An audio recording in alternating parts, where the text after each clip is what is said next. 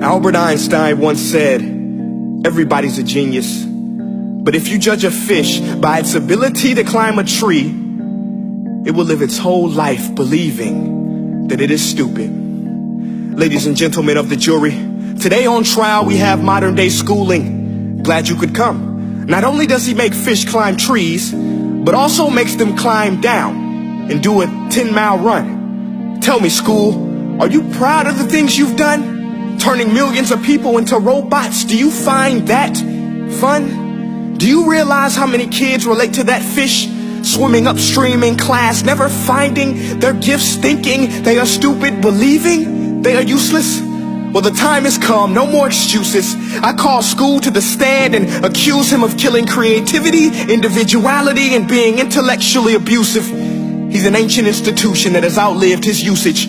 So, Your Honor, this concludes my opening statement, and if I may present the evidence of my case, I will prove it. Proceed. Exhibit A. Here's a modern day phone. Recognize it? Here's a phone from 150 years ago.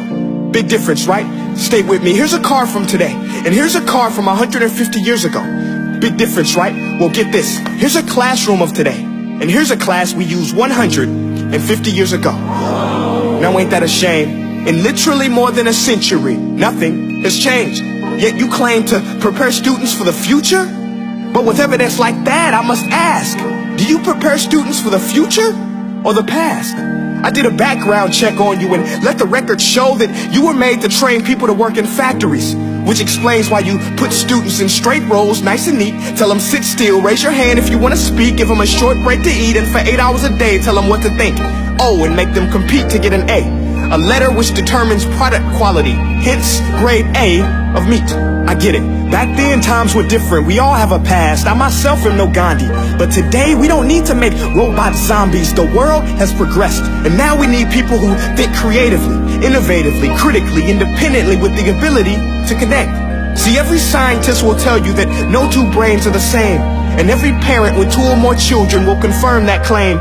So please explain why you treat students like cookie cutter frames or snapback hats, giving them this one-size-fits-all crap. Watch your language. Sorry, Your Honor, but if a doctor prescribed the exact same medicine to all of his patients, the results will be tragic. So many people will get sick, yet when it comes to school, this is exactly what happens, this educational malpractice, where one teacher stands in front of 20 kids, each one having different strengths, different needs, different gifts, different dreams, and you teach the same thing the same way? That's horrific. Ladies and gentlemen, the defendant should not be acquitted. This may be one of the worst criminal offenses ever to be committed. And let's mention the way you treat your employees. Objection. Overruled. I want to hear this. It's a shame. I mean, teachers have the most important job on the planet, yet they're underpaid? No wonder so many students are short-changed. Let's be honest. Teachers should earn just as much as doctors, because a doctor can do heart surgery and save the life of a kid.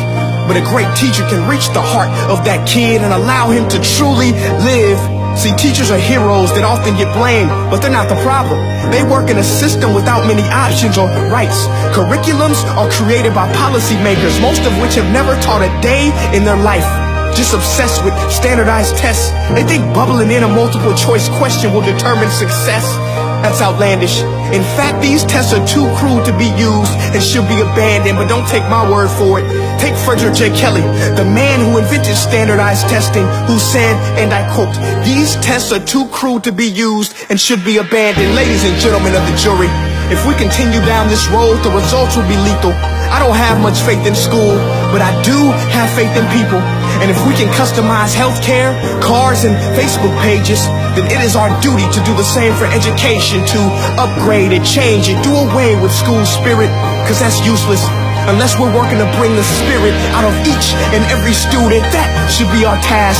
No more Common Core. Instead, let's reach the core of every heart in every class. Sure, math is important, but no more than art or dance. Let's give every gift an equal chance. I know this sounds like a dream, but countries like Finland are doing impressive things. They have shorter school days. Teachers make a decent wage. Homework is non-existent, and they focus on collaboration instead of competition. But here's the kicker, boys and girls. Their educational system outperforms every other country in the world.